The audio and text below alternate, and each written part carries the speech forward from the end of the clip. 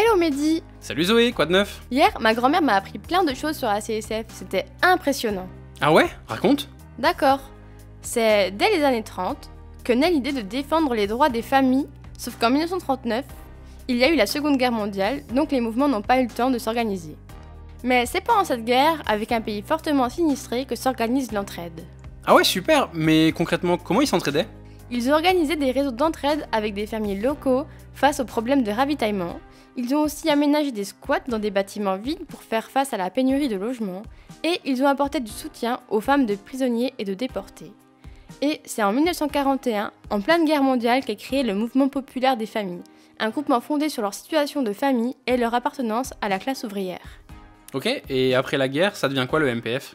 Après la guerre, la situation est toujours difficile pour les familles entre le ticket de rationnement et la crise du logement. Mais la solidarité est toujours présente et le MPF trouve un prolongement avec la création des associations familiales ouvrières. Son objectif, c'est de montrer les réalités vécues par la classe populaire. Mais c'était quoi leurs actions? Ils ont mis en place différentes choses, comme des coopératives familiales d'alimentation, des services d'aide à domicile et des maisons de vacances.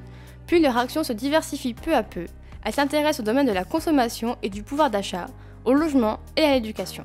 C'est par cette diversification qu'en 1959, les AFO deviennent la Confédération syndicale des familles.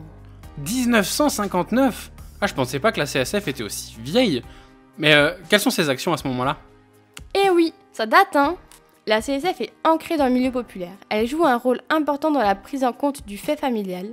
Elle est favorable à la promotion collective des individus.